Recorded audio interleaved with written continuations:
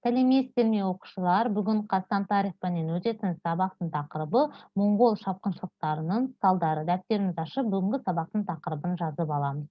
Зерттеу сұрағы: Орта Азияға ең үлкен өзгерісті әкелген кімдер, қыпшақтар ма, моңғолдар ма? Сабақтың мақсаты: моңғол шапқыншылықтарының Орталық Азияға, Қазақстанға әсері, Қазақстан территориясындағы саяси, мәдени, этникалық өзгерістер, Қазақстан аумағындағы мемлекеттердің басқару жүйесіндегі ерекшеліктері, Орта Азияға ең үлкен өзгеріс алып келген халық.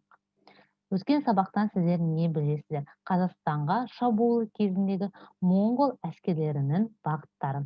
Моңғолдардың Орта Азияны жаулап алуының негізгі себебі отырарды қорғаудағы қала халқының ерлігі.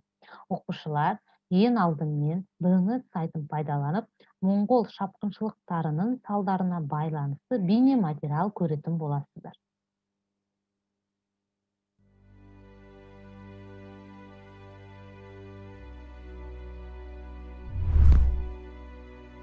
13 ғасырда болған моңғол шапқыншылығы қазақ халқының этностық құрылымына, шаруашылығына, тұрмыс тіршілігіне, материалдық және рухани мәдениеттеріне кері әсерін тигізді.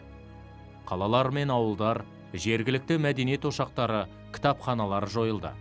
Егіншілік алқаптары мен мал жайылымдары, бау-бақшалар тапталды. Елімізде бұрыннан мекендеп келе жатқан ру тайпалардың қоныс аударып, өзге тайпалардың көшіп келуіне себеп болды. Дегенмен қазақ даласында жергілікті ру тайпалардың үлес салмағы басым болып қала берді. Олардың салт дәстүр, рухани және материалдық мәдениеті, мұсылмандардың діни ұстанымдары сақталып қалды.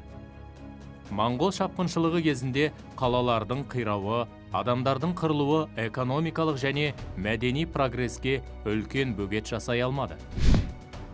Қытай хроникасында бұл тарихи оқиға туралы былай деп жазылған: Шыңғыс хан шығыс пен батысты байланыстыратын шекараларда өз ережесін жүргізіп, қамалдар мен бастиондарды жермен жексен етті. Осыдан кейін ғана экономикалық және мәдени қатынастар жақсарып, шығыс пен батыстың гүлдену кезеңі басталды. Сауда мен қалалардың өсуі осыған дәлел бола алады.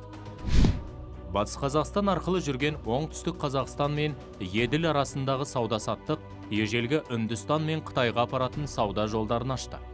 Орталық Қазақстанда бұл кезеңде қалалар қайта жанданып, ірі керуен сарайлары мен кесенелер салына бастады. Алтын Орда мен Қарақорым арасындағы керуендер, елшіліктер қазақ жері арқылы жүрді. Сондай-ақ қазақ даласында пошта бекеттері салынып, ауқымды кеңістікте хабар-ошар тарату жағдайы жақсарды. Салық жинау үшін тұрғындардың жалпы санағын жүргізді. Ортақ ақша бірлігін енгізді. Шыңғыс ханның яссы, жасақ заңдар жинағы тайпаралық қырқыстарды басуға және оларды қатаң тәртіппен бір билік астында жинастыруға бағытталды. Оқушылар, бейнематериалды көріп аяқтадық. Ал енді тапсырма орындайық. Бірінші тапсырма: моңғол шапқыншылығынан кейін қазақ даласында болған өзгерістер. Яғни оқушылар, осы жерде сіздерге мәліметтер берілген. Осының ішінен 6 дұрыс жауап бар, яғни өзгеріс әкелген.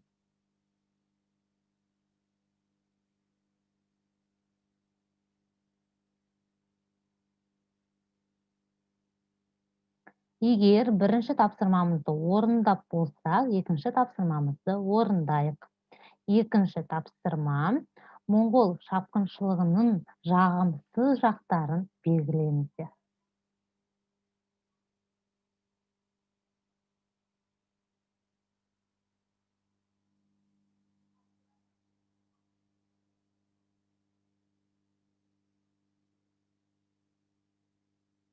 Егер оқушылар, сіздер тапсырмаларды орындап болсаңыздар, бүгінгі біздің сабақ аяқталды. Сау болыңыздар.